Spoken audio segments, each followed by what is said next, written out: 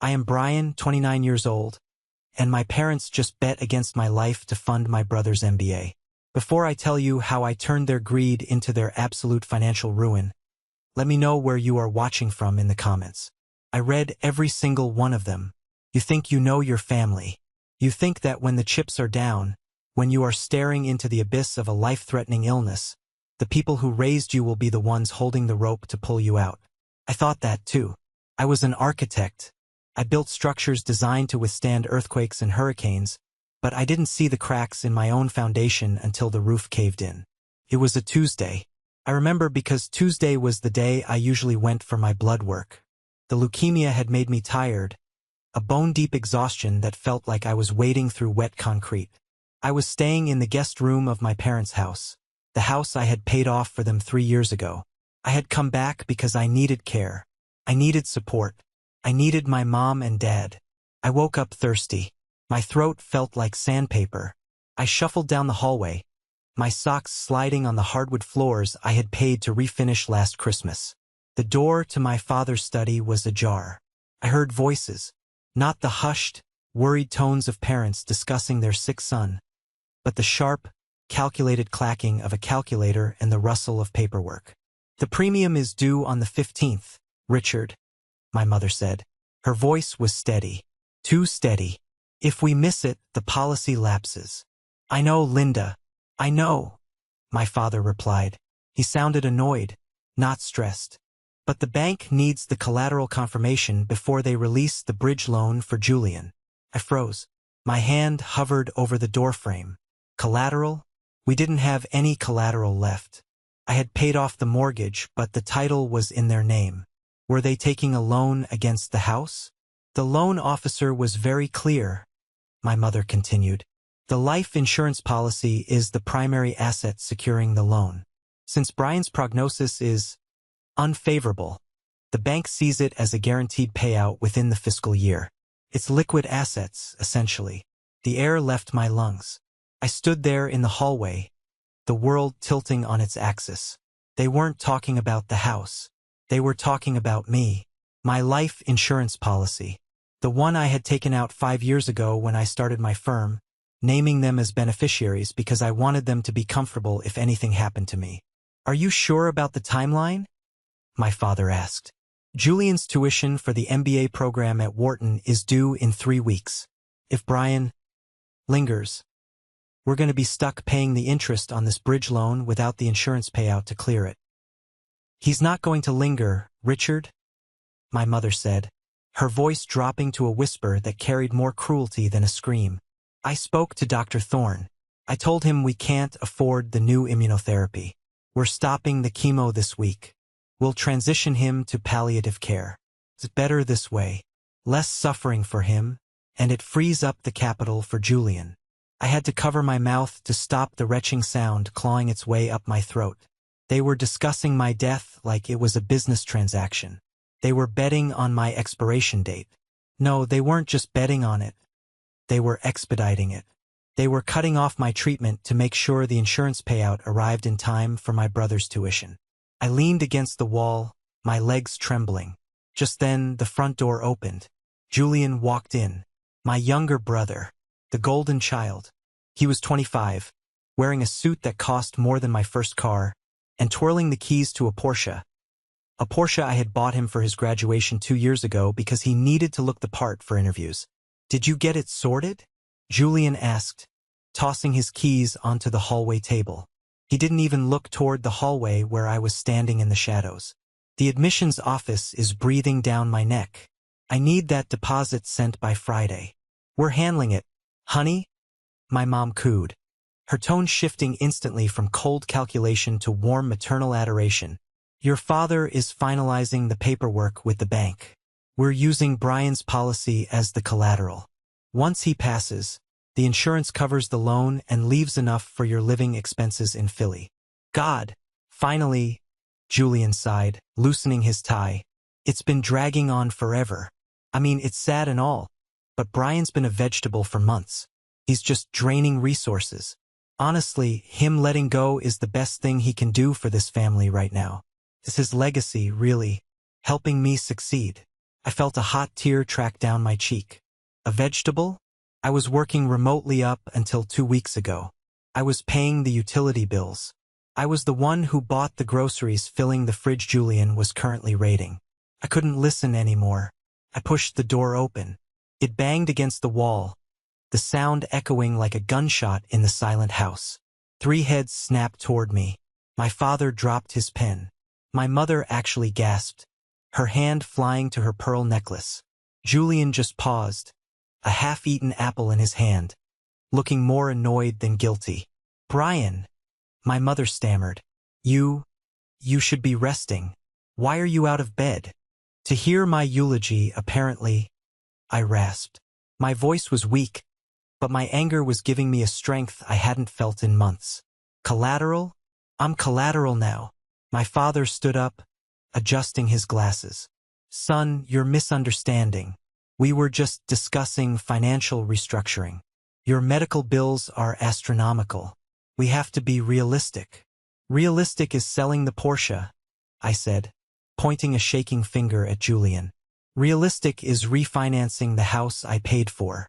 Realistic is not canceling my life-saving treatment so Julian can go play businessman at Wharton." Julian scoffed. He actually rolled his eyes. "Oh, come on, Brian. Don't be dramatic. The doctors said the odds are low. Why throw good money after bad? An MBA is an investment. Chemo for a stage 4 patient is, well, it's a sunk cost. A sunk cost. That's what I was to my brother." "I'm not dead yet," I whispered. "But you aren't exactly living, are you?" Julian countered, taking a bite of his apple. "Look at you. You can barely stand. Mom and Dad have sacrificed everything for us. The least you can do is let them secure my future. You've always been the selfish one, Brian. Always needing attention." I stared at him. I stared at the brother whose student loans I paid, whose DUI legal fees I covered, whose lifestyle I subsidized. "I'm the selfish one?" I asked, a bitter laugh bubbling up in my chest. "I paid off this house. I paid off the credit cards. I paid for that car in the driveway." "That's in the past, Brian," my mother snapped, slamming her hand on the desk. "Stop throwing that in our faces. We are talking about the future. Julian has a future. You have a diagnosis." The cruelty of it stripped me bare. There was no love here. There never was. I was just a utility to them, an ATM that had finally run out of cash, and now they were scrapping me for parts. "I'm not signing anything," I said. "And you can't use my policy as collateral without my signature on the assignment forms." My father picked up a piece of paper from the desk. He didn't look at me. "We have power of attorney, Brian. You signed it when you went into the hospital last month. Remember? In case you became incapacitated." I remembered. I thought I was trusting my parents to make medical decisions if I fell into a coma. I didn't know I was handing them the weapon to kill me. "We've already submitted the preliminary paperwork," my father said, his voice flat. "The bank approved the loan based on the prognosis letter. The funds will be released on Thursday. We're canceling the chemo appointment for Friday. It's done. You have until the weekend to move your things to the garage," my mother added, not meeting my eyes. "We need the guest room for Julian's farewell party before he leaves for school. It's going to be a big send-off.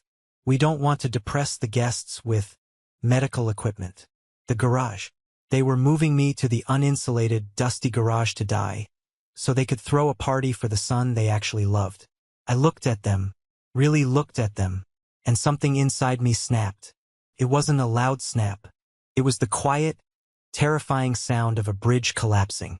The love I had for them, the loyalty, the desperate need for their approval, it all turned to ash in that second. "Okay," I said. They looked surprised. They expected a fight. They expected begging. "Okay?" my mother asked. "Okay," I repeated. "I'll move to the garage. Do what you have to do." I turned around and walked back to my room. I didn't cry. I didn't scream. I closed the door, sat on the edge of the bed, and picked up my phone. My hands were steady now. I dialed a number I hadn't called in 2 years. "Hello." A woman's voice answered. Sharp, professional, but with a hint of warmth I remembered. "Sarah," I said. "It's Brian." "Brian? Oh my God. I heard you were sick. How are you?" "I'm dying, Sarah," I said. "According to my parents, I'm already dead. They're using my life insurance to fund Julian's MBA. They cut off my chemo." There was a silence on the other end of the line. Sarah was my ex-girlfriend. She was also the toughest corporate litigator in the city.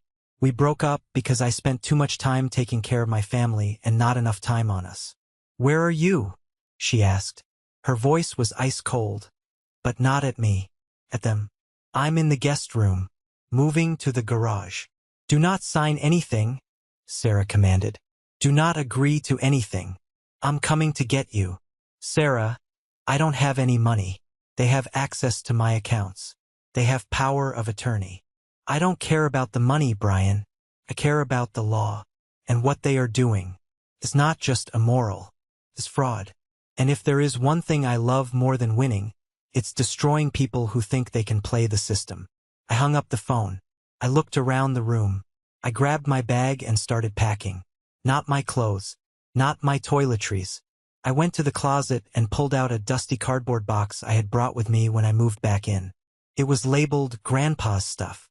My parents had told me to throw it out years ago. They said it was junk. Old papers, useless trinkets. But I had kept it. Grandpa was the only one who ever looked at me with pride, not calculation. I opened the box. Inside was a leather-bound journal. I flipped it open. A folded piece of paper fell out. It was a note, written in shaky handwriting. "Brian, if you are reading this, it means I'm gone. Your father is a weak man, and your mother is a hungry one. They will try to take what isn't theirs. Keep this safe. The key is in the spine." I ran my fingers along the spine of the journal. There was a lump. I took a penknife from the desk and sliced the leather. A small silver key slid into my palm. My door opened. It was Julian. "Hey," he said, leaning against the frame. "Dad says give me your Rolex. You won't need it in the garage, and I want to wear it to the alumni dinner tonight." I looked at the key in my hand. I closed my fist around it. "Come and take it," I said. Julian stepped into the room, a smirk playing on his lips. He really thought he could just walk in and strip the watch off my wrist like I was a corpse already. That was the thing about Julian. He had never been told no in his entire life. "Don't be difficult, Brian," he sighed, stepping closer. "It's a watch. You're barely leaving the house. Why do you need a diver's watch? Are you planning a deep-sea expedition from the hospice bed?" I looked down at the Rolex Submariner. I bought it with my first big bonus from the firm. It wasn't just a watch. It was the first thing I ever bought for myself that my mother hadn't guilt-tripped me into returning or sharing with the family. "Get out," I said. My voice was low. "Dad said." "I don't care what Dad said. Get out of my room." He stopped, genuinely confused.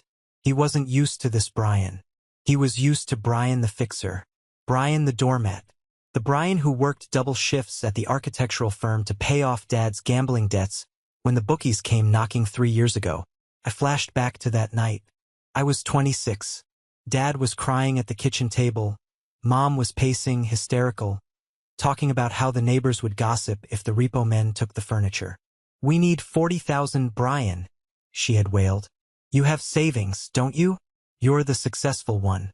Fix this." And I did. I emptied my savings account. I lived on ramen for 6 months. I drove a beat-up Honda Civic with no AC while Julian was driving a brand new BMW to his frat parties. When I asked why Julian couldn't contribute from his allowance, Mom had looked at me like I was crazy. "Julian is sensitive, Brian. He can't handle this kind of stress. He needs to focus on his studies. You're the strong one. The strong one." That was the label they slapped on me to justify the burden they piled on my back. And Julian? He was the special one. The golden boy. "You're being pathetic," Julian sneered now, snapping me back to the present. "Fine. Keep the watch. Mom will just get it later anyway." He turned on his heel and walked out, leaving the door open. I didn't wait. I finished packing the box. I took the journal, the key, and the few clothes that fit my gaunt frame. I heard a car pull up outside. Sarah. I didn't say goodbye. I walked out the back door, through the kitchen where my mother was now happily humming while looking at catering menus for Julian's party. She didn't even turn around. She was already mentally spending the money from my death. Sarah was waiting by her car, a silver Audi.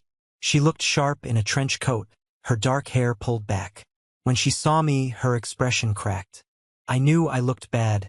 Pale, thin, dark circles under my eyes. But seeing the horror in her eyes made it real. "Get in," she said, popping the trunk. She didn't hug me. She knew I might break if she did. She grabbed my bag and threw it in the back. As we drove away, I watched the house disappear in the rearview mirror.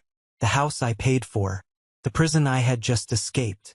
"We're going to my place," Sarah said, gripping the steering wheel. "I've already called a specialist, Dr. Thorne. He's a friend. He's going to review your case pro bono." "My parents said Dr. Thorne agreed to stop the treatment," I said, leaning my head against the cool glass. "Your parents lie, Brian. That's what they do. We're going to find out the truth." That night, at Sarah's apartment while she was on a conference call, I opened the journal again. The leather was cracked, smelling of old tobacco and cedar. Grandpa. He was a hard man, a carpenter who built his own business from scratch. He never liked my father much. He called him soft-handed. I flipped through the pages. It was mostly mundane stuff, measurements, supply costs, weather notes. But near the end, the handwriting changed. It became jagged, angry. May 12, 2018. Richard asked for money again. Said it was for Brian's tuition. I called the school. Brian is on a full scholarship. Richard is lying. He's using the boy's name to bleed me dry. My heart hammered. I never knew that. I thought Dad paid for my books and living expenses. I worked part-time jobs to cover the rest. June 4, 2018. I set up the Phoenix Trust today. Lawyer says it's ironclad. Linda thinks I'm leaving it all to her. She's a viper, that one. The money is for the boys, but mostly for Brian. He's the only one with a spine. But I can't give it to him yet. He's too loyal to them.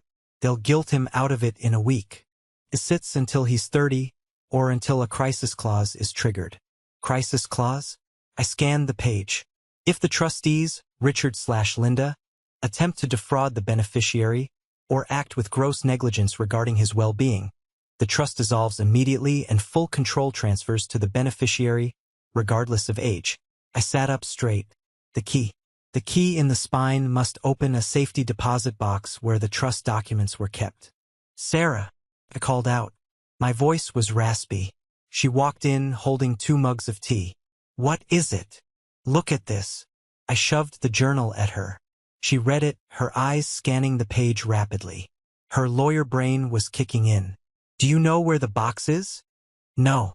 But Grandpa used the First National Bank for everything." "Okay," Sarah said, sitting down next to me. "This is huge, Brian. If this trust exists, and if your parents are the trustees, they have a fiduciary duty to you. By cutting off your medical funding to pay for Julian, they aren't just being bad parents. They are violating the trust terms. That's embezzlement. That's fraud. But I need the documents," I said. "And I need to stay alive long enough to get them." "We'll go to the bank tomorrow," Sarah said. "But first, we need to deal with the immediate threat. The loan." She pulled out her laptop. "I did some digging while you were showering. Your parents applied for a high-risk bridge loan. The interest rate is insane. 18%. They are desperate." "Why?" I asked. "I paid off the house." "Gambling," Sarah said. "Your dad never stopped, Brian. He just got better at hiding it. And Julian? He's not just going to school." I checked the court records in Pennsylvania. Julian was expelled from his undergrad program 2 years ago for academic dishonesty. He's not going to Wharton for an MBA. He wasn't even accepted. The room spun. "What?" "He's being sued," Sarah continued.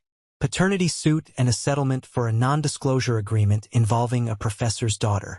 He needs 50 grand to make the lawsuit go away, and another 100 to pay off debts to some very bad people in Philly. The MBA story is a cover to get the money from your parents without admitting he screwed up. I felt a laugh bubble up. It was hysterical. My parents were killing me to fund a lie. They were sacrificing their workhorse son to save their golden son from his own mess, thinking he was going to become a CEO and save them all. They don't know, I realized. Mom and Dad don't know about the lawsuit. They think he's actually going to Wharton. Exactly, Sarah said, a predatory smile crossing her face. And we aren't going to tell them. Not yet. So, Julian is conning them, and they are conning the bank using my life as collateral, I summarized. And you are the pivot point, Sarah said. If you die, everyone gets paid. Julian gets his hush money. Dad pays his bookie. Mom gets her status. If you live, the house of cards falls down. Then I guess I have to live, I said. The next morning, pain woke me up before the alarm did. My bones felt like they were vibrating. It was a deep, marrow-level ache that made grinding my teeth the only way to keep from screaming. I sat up on Sarah's couch, sweat soaking through my t-shirt. Sarah was already up, dressed in a sharp navy suit. She handed me a protein shake and a bottle of pills. Dr. Thorne called in a prescription. It'll help with the nausea. We have an appointment with him at 10 a.m. Getting to the car was a marathon. My legs felt like lead, but I forced myself to walk upright. I wasn't going to be the victim anymore. At the hospital, Dr. Thorne was waiting. He was a tall man with kind eyes and a grip like steel. He had treated Grandpa in his final years. "Brian," he said, shaking my head, "I received a notification from your insurance provider yesterday. Cancellation of coverage due to non-payment of premiums. Your parents removed you from the family plan." "I know," I said, sitting on the examination table. "They needed the cash flow." Dr. Thorne's jaw tightened. "I also received a request to transfer your records to a hospice facility, a state-run one, the kind of place where people go to be forgotten. They told me they were setting up home care," I said. Another lie. They weren't just moving me to the garage. They were dumping me in a warehouse for the dying so they wouldn't have to smell the sickness. "Here is the situation," Dr. Thorne said, pulling up my scans. "Your counts are low, but the remission markers are there. The chemo was working, Brian. Stopping now it's suicide. But there is a new immunotherapy trial. It's aggressive and it's expensive. Insurance usually fights it, but without insurance at all." "How much?" Sarah asked. $60,000 for the first round," Thorne said.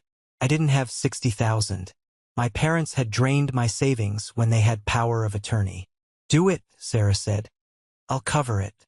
"No," I said instantly. "Sarah, I can't let you." "It's a loan, Brian," she said, her eyes fierce. "With interest. You're going to pay me back when we crack that trust fund.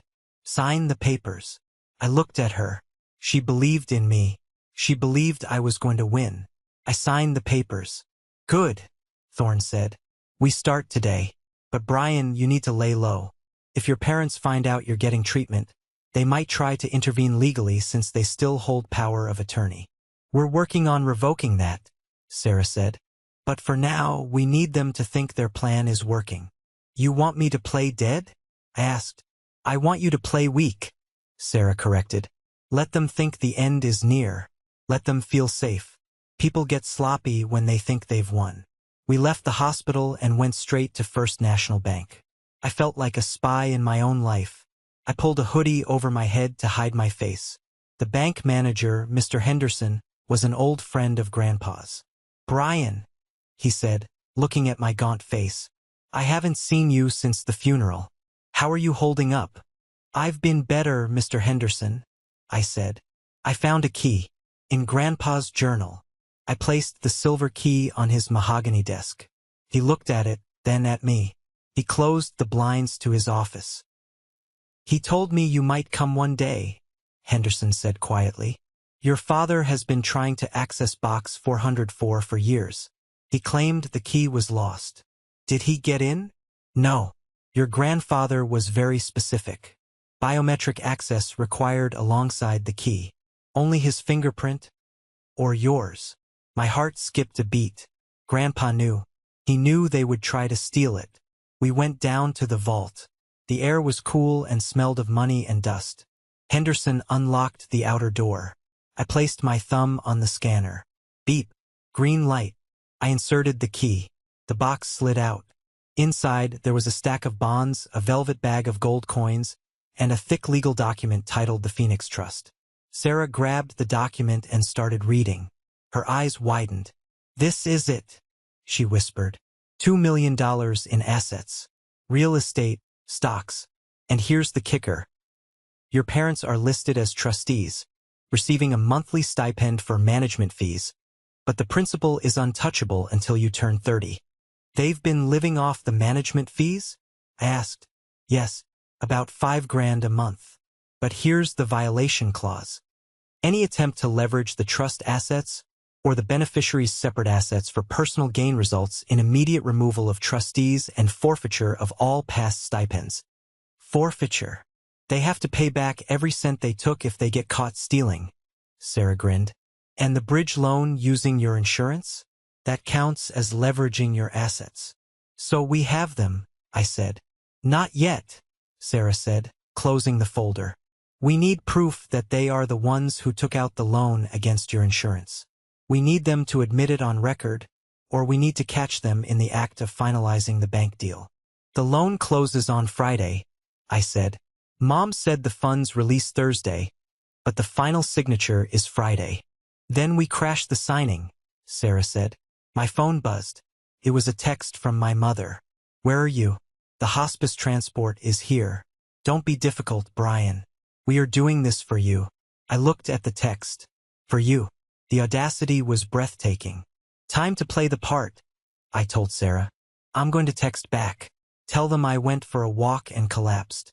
Tell them I'm at the hospital, and I'm ready to sign the insurance assignment papers. You're going to lure them in, Sarah realized. I want them to look me in the eye when they sell me out, I said. I texted my mother back. I'm at St. Mary's. Emergency room. I can't breathe. Please come. It wasn't entirely a lie. The immunotherapy infusion I had started that morning made me feel like my blood was on fire. I was weak, sweating, and pale. I looked the part of a dying man perfectly. Sarah arranged for a private room. She set up her phone behind a vase of flowers, camera recording. She hid in the ensuite bathroom with the door cracked open. Remember, she whispered before disappearing. Get them to say it. Get them to admit the money is for Julian, not your care. Half an hour later, the door burst open. My mother rushed in, followed by my father. Julian trailed behind, looking at his phone. Brian, Mom cried, rushing to the bedside. She touched my forehead. Her hand was cold. Oh, you look terrible. Why did you run off? We were so worried. Worried about the transport? I wheezed. Worried about you, she corrected. But her eyes were scanning the room, looking for charts, looking for machines, checking the status of her investment. The doctor said, It's bad. I lied. My organs are shutting down. My father let out a breath. It sounded like relief. I see. Well, son, we have to be prepared for the inevitable. He pulled a folder out of his briefcase. Of course. He brought the paperwork to the hospital. What is that? I asked, feigning ignorance. It's the insurance assignment, Dad said, uncapping a pen. Since you're declining so fast, the bank needs to know that the policy payout will go directly to them to cover, well, the family debts. The house, your medical bills. And Julian? I asked, looking at my brother. He was leaning against the wall, texting. What about me? Julian snapped, looking up. Is this for your MBA? I asked. Brian, stop it, Mom admonished. This is about securing the family's future. Julian is the future. You are the past, honey. I'm sorry, but it's true. We have to prioritize the living. Prioritize the living, I repeated. So, you're cutting off my chemo, dumping me in a state hospice, and taking my death benefit to pay for Julian's tuition. Is that right? It's not just tuition. Julian burst out. It's my life. I have expenses. Startup costs. You wouldn't understand. You've never had ambition. Ambition? I coughed. Is that what you call a $50,000 settlement for a paternity suit? The room went dead silent. Julian's face went white. My mother froze. My father dropped the pen. What did you say? Dad whispered. I know, Julian, I said, my voice gaining a little steel. I know about the expulsion. I know about the lawsuit in Philly. I know you aren't going to Wharton. You're just using Mom and Dad's desperation to cover your own mess. That's a lie, Julian screamed.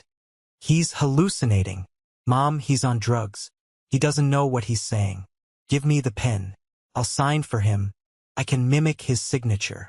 Julian. Mom looked at him, confusion warring with denial. What is he talking about? It doesn't matter, Julian yelled. Just get him to sign. Who cares where the money goes? We need it. You need it. Dad owes the bookie 40 grand by Monday or they break his legs. Do you think I don't know that? Chaos. Absolute chaos. My father turned on Julian. You knew about the bookie? Everyone knows, Dad. You're terrible at hiding it. So this isn't for an MBA? Mom asked, her voice trembling. Julian, tell me the truth.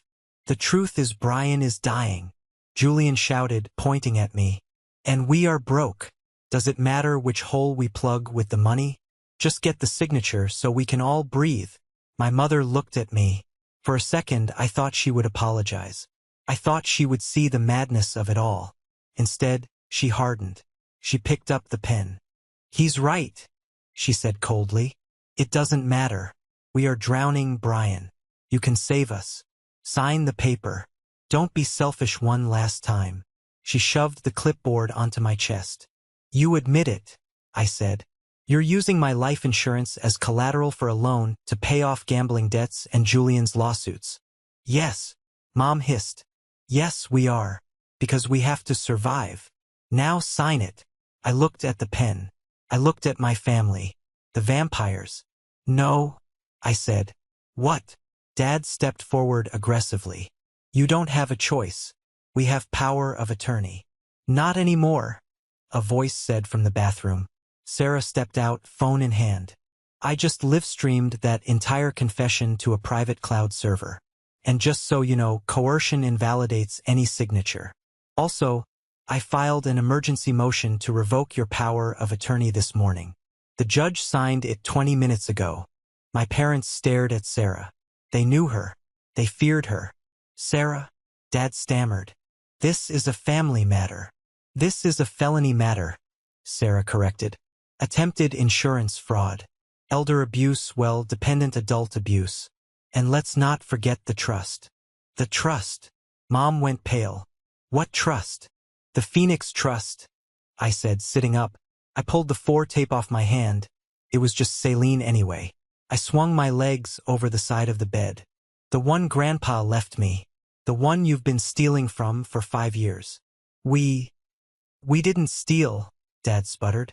Management fees. You leveraged the family estate, Sarah said, which violates the crisis clause. Brian is now the sole trustee, and he is auditing the books. You can't do that, Julian said, though he sounded unsure now. It's our money. It's my money. I stood up. I was shaky, but I was standing. And I'm not dead yet. Get out, I told them. Brian, please. Mom started to cry. The waterworks turning on instantly. We were desperate. We love you. Get out. They left. Defeated, terrified, but not done. I knew them. They would try one last Hail Mary. They're going to the bank, I told Sarah as soon as the door closed.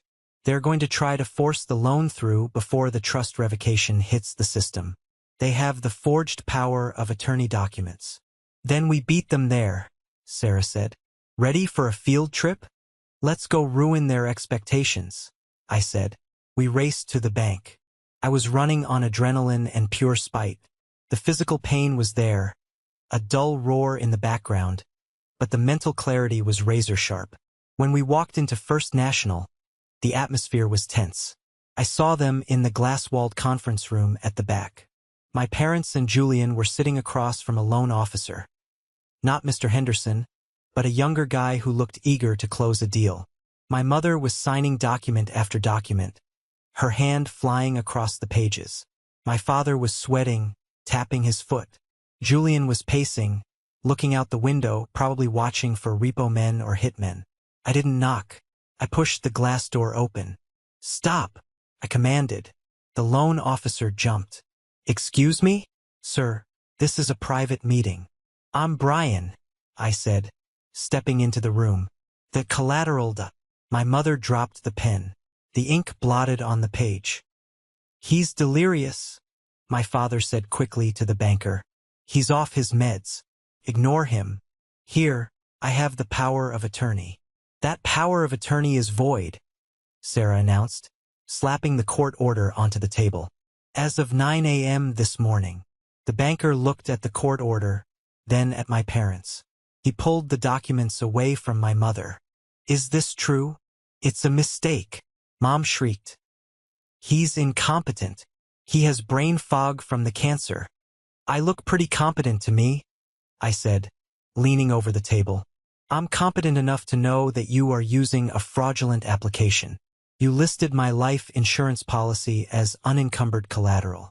But you forgot to mention the Phoenix Trust." Mr. Henderson appeared at the door. He must have been watching the security cameras. He walked in, solemn and serious.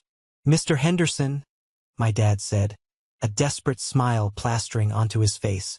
"Bob, good to see you. Tell this young man to process the loan. We're good for it."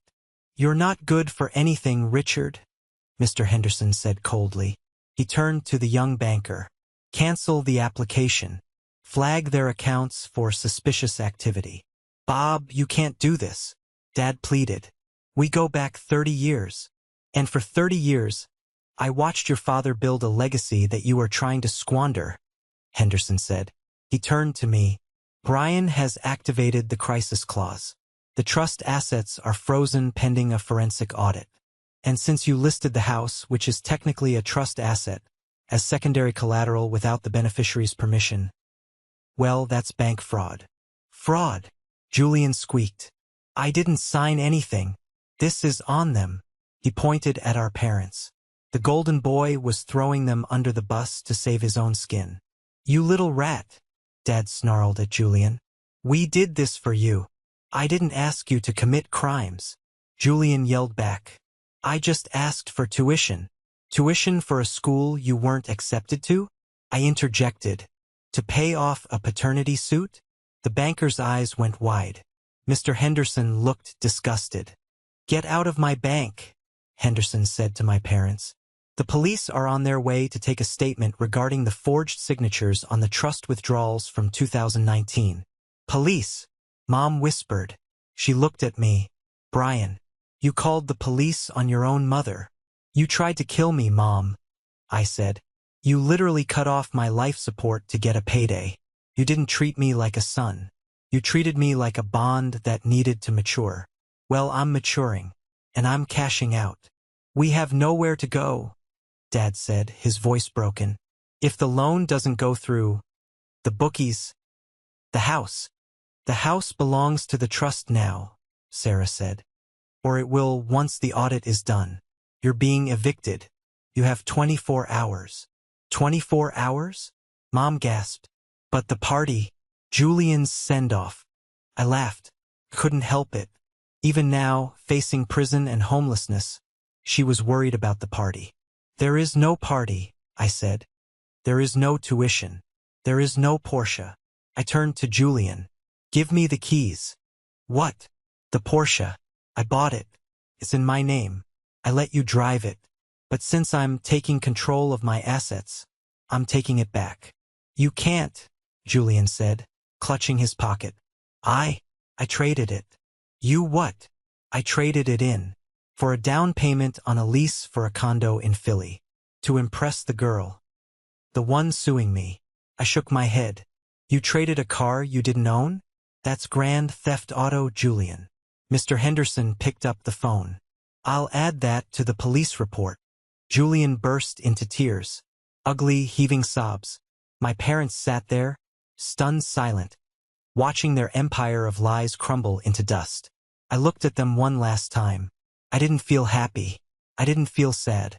I just felt light. The burden was gone. "Let's go, Sarah," I said. "I have a chemo appointment." The fallout was fast and brutal. With the trust evidence and the recording from the hospital, the district attorney had a field day. My parents weren't just charged with fraud. The investigation opened up a can of worms regarding tax evasion on my father's gambling winnings and losses over the last decade. They lost the house. The bank foreclosed on it before the trust audit was even finished, but since the trust held the primary lien, ownership reverted to the trust, which meant it reverted to me. I stood on the lawn of my childhood home 3 weeks later. The movers were hauling out the furniture. My parents were staying in a motel on the outskirts of town, paid for by the last of Dad's pawned jewelry. Julian was in custody. He couldn't make bail on the grand theft auto charge because, ironically, his parents had no collateral left to put up. The golden boy was sitting in a county jail cell, wearing orange instead of Armani. I walked through the empty house. I went to the guest room. The bed was stripped. I went to the garage. My dusty box was still there in the corner. I felt a strange sense of peace. I was still sick. The chemo was brutal, and the new immunotherapy was making my hair fall out in clumps. But I was alive. And for the first time, I was fighting for myself. Sarah walked in behind me. She was holding a file. "The audit is complete," she said. "It's worse than we thought. They drained about $400,000 from the trust over the years. Fake repairs, consulting fees, travel expenses. Is there anything left?" I asked. "About $1.5 million in assets," Sarah said, "plus the house. And the insurance policy is secure. You're legally emancipated from them financially. You own it all, Brian. And them? Destitute," Sarah said simply. "Dad is filing for bankruptcy. Mom is working part-time at a diner. They asked to see you." "No," I said. "I thought so." We walked out to the driveway. A tow truck was pulling up. It was dragging a mangled Porsche behind it. Apparently, the dealer Julian traded it to had already wrecked it, or maybe Julian wrecked it before the trade. I didn't care. It was just metal. "You know," I said, looking at the sky, "they wanted me to be their safety net, their collateral. And you were," Sarah said. "You were the only thing holding that family together. As soon as you stepped away, they collapsed." "I'm keeping the house," I decided. "I'm going to renovate it. Not for them. For me. Or maybe I'll turn it into a foundation. For families dealing with medical bankruptcy." "Grandpa would like that," Sarah smiled. She took my hand.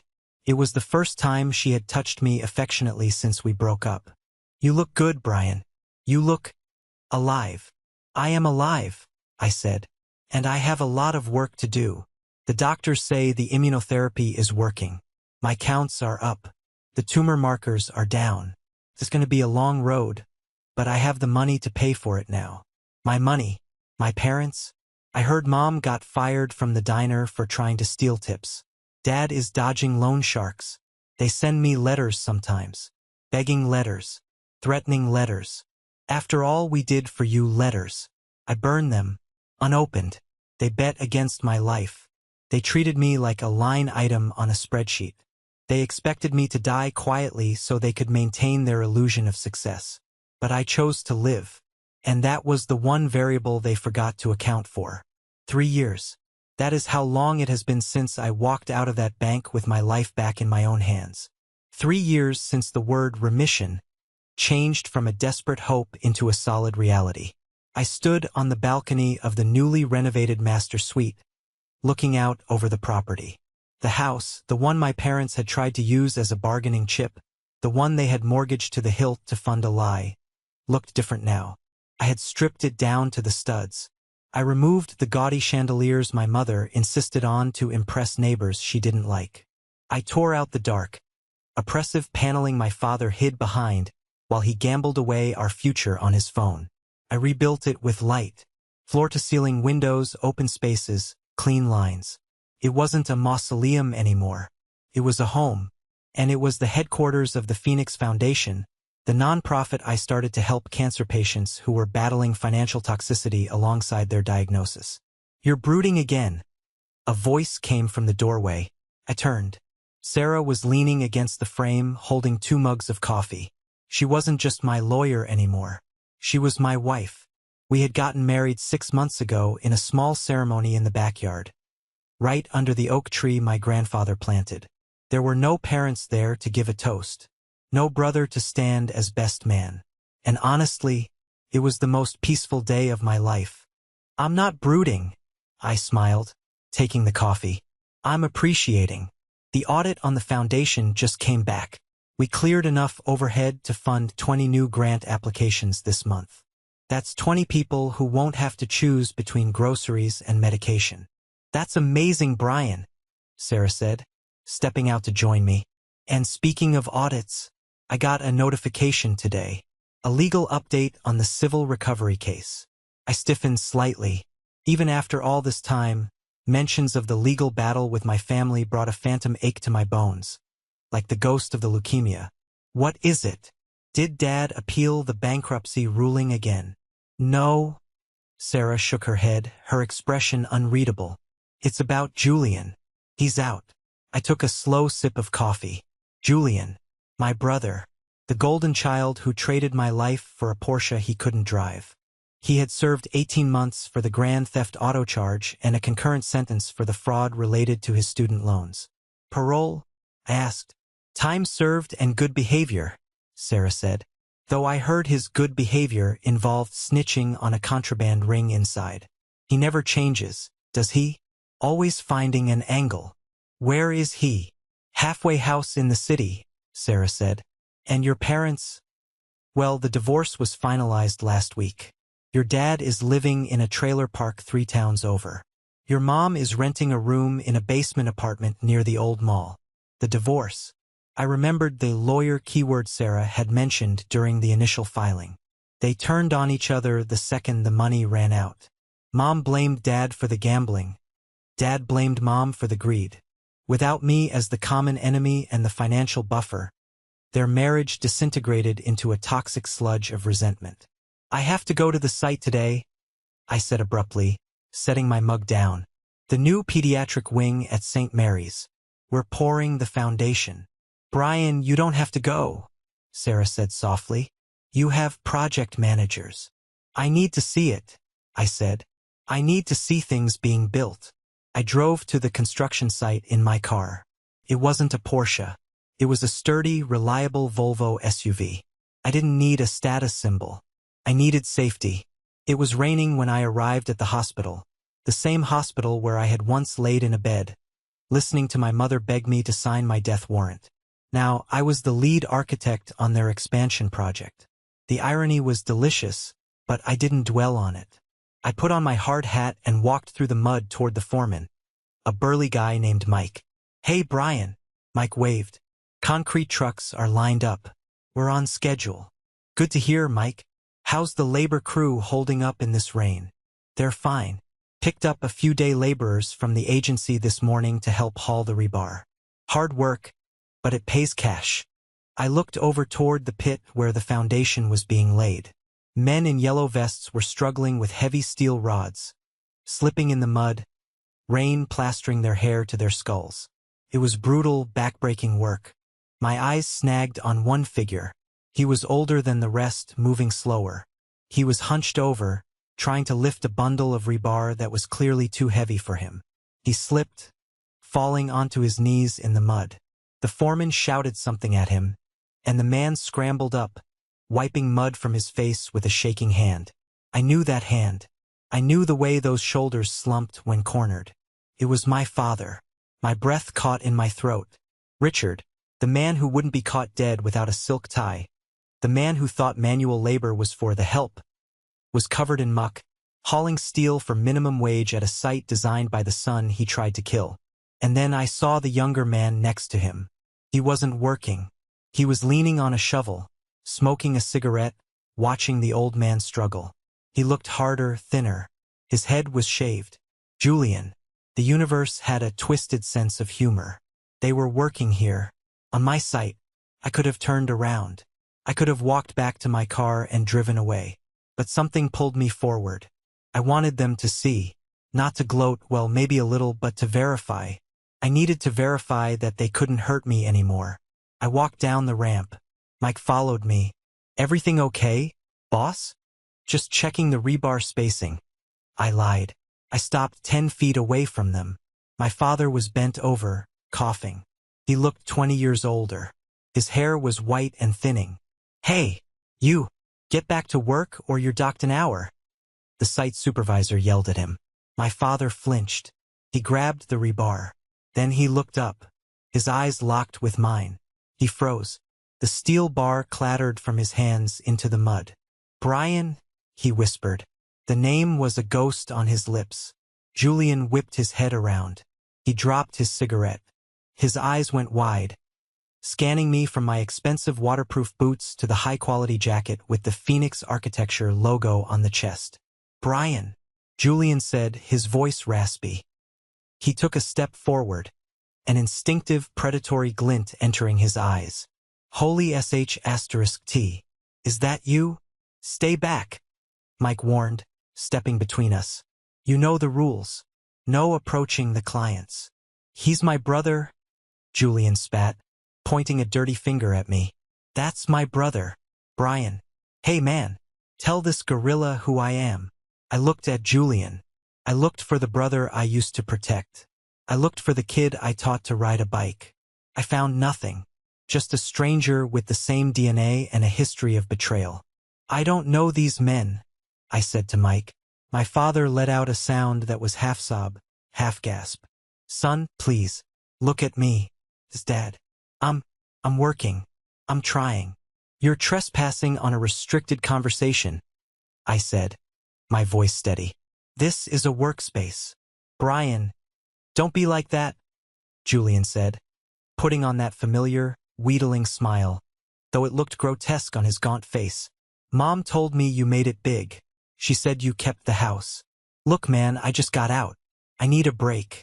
Just a few grand to get back on my feet. I can work for you. I can manage the site. You? I laughed. It was a cold, dry sound.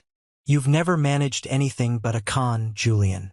And you're not qualified to carry my coffee, let alone manage my site. We are family, Dad cried out, stepping forward, ignoring Mike's warning hand. I'm sorry, okay? I'm sorry about the insurance thing. We were desperate. You have to understand the gambling. It was a sickness, just like your cancer. Did he really just compare his addiction to betting on ponies to my leukemia? The audacity was breathtaking. My cancer didn't choose to hurt people, Richard, I said. You did. You chose the bookie over your son. You chose the college fund scam over my life support. We paid for it, Julian yelled, his temper flaring as he realized the charm wasn't working. We lost everything. The house, the cars, the status. Isn't that enough for you? When is it enough? I looked at the rain washing the mud off my father's face. It's enough when I say it is, I said. And right now, I have a building to build. You're holding up the poor. I turned to Mike. Mike, these two are distracting the crew. If they aren't working, remove them. You got it, boss. Brian, Dad screamed as I turned my back. Brian, I'm your father. You owe me. I raised you. I kept walking. I didn't look back. I heard Mike shouting orders. I heard the engine of the concrete mixer roar to life, drowning out their voices. I walked back to my car, my heart hammering against my ribs. I thought I would feel guilty. I waited for the guilt, but it didn't come. Instead, I felt a profound sense of closure. I sat in the driver's seat and looked at my hands. They were steady, no tremors. I called Sarah. Hey, she answered on the first ring. You okay? I saw them, I said.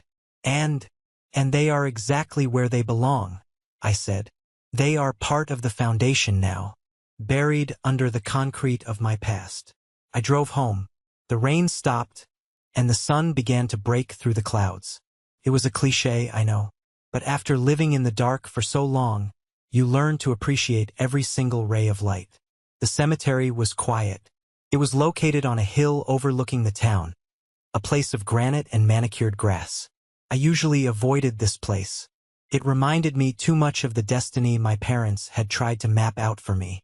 But today I needed to be here. I walked to the simple stone marker under a willow tree. Thomas Miller, beloved grandfather. I placed a bouquet of white lilies on the grass. He hated lilies, actually. He said they smelled like funerals. But they were the only thing the florist had left, and I think he would have appreciated the irony. "I did it, Grandpa," I said to the stone. "I finished the house. The trust is secure. The foundation is running." I sat down on the grass, disregarding the dampness seeping into my jeans. This was the man who saw me when no one else did. The man who realized that his son, my father, was a sinkhole of a human being, and who took steps to ensure I wouldn't be dragged down with him. If he hadn't hidden that key in the spine of his journal, if he hadn't written that crisis clause, I would be dead, literally dead, buried right here next to him, while Julian drove a Porsche to a fake job and my parents drank champagne on my dime. It terrified me to think about how close it was. One signature, one moment of weakness where I could have said, "Okay, Mom, I'll sign the insurance over." I thought about the word inheritance. People usually think of money, houses, stocks, but my real inheritance wasn't the Phoenix Trust. It was the truth. Grandpa left me the truth about my family. He gave me the permission to see them for who they really were. For years, I had equated love with sacrifice. I thought that if I sacrificed enough, my money, my time, my health, eventually, I would earn their love. I treated my salary like a tribute payment to keep the peace. I treated my own dreams as secondary to Julian's whims. But you can't buy bread from a hardware store, and you can't buy love from narcissists. They don't have it in stock. I touched the cold stone. "You knew," I whispered. "You knew they would eat me alive if you didn't give me a shield." My phone buzzed. It was an email notification. Subject: Grant approved. I opened it. It was from the Phoenix Foundation. We had just approved a grant for a 17-year-old girl named Emily. Her parents were refusing to pay for her insulin because they wanted to save money for a vacation. I felt a tear slide down my face, not of sadness, but of fierce, protective anger. Emily wasn't going to die, not on my watch. I was going to be for her what Grandpa was for me. I stood up, brushing the grass off my pants. The sun was setting, casting long shadows across the graveyard. I wasn't the same man who walked into that bank 3 years ago. That Brian was scared. He was looking for permission to exist. The Brian standing here today, I made my own permission. I walked back to my car. I had a dinner date with Sarah. We were talking about expanding the firm, maybe opening a branch in Chicago. We were talking about having kids. Kids. If we did have children, they would never know the hunger I felt. Not the hunger for food, though there was that too sometimes, but the hunger for validity. They would know they were loved simply because they existed, not because of what they could provide. They would never be collateral. I drove past the construction site one last time on my way home. The lights were off. The crew was gone. My father and Julian were gone, back to whatever grim reality they had constructed for themselves. I didn't hate them anymore. Hate requires energy. Hate requires a connection. I had neither. They were just characters in a bad chapter of a book I had finished writing. I had turned the page. As I pulled into my driveway, Sarah was waiting on the porch. The light from the living room spilled out, warm and inviting. This was my life now, and I had paid for it.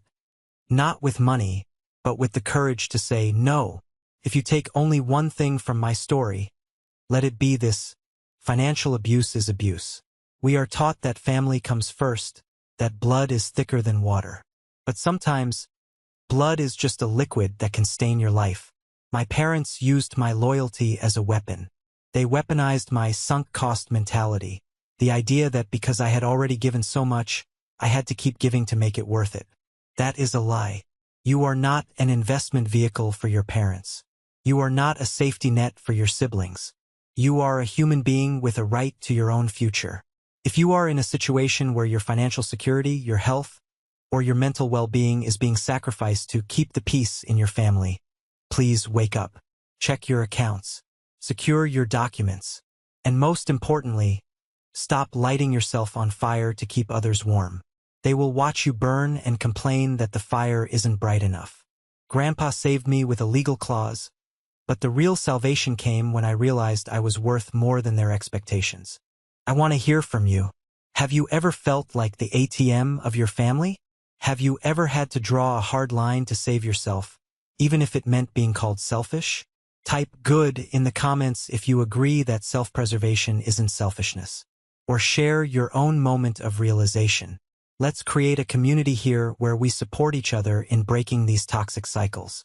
I'm Brian. I'm alive. And I'm finally free. Thanks for listening.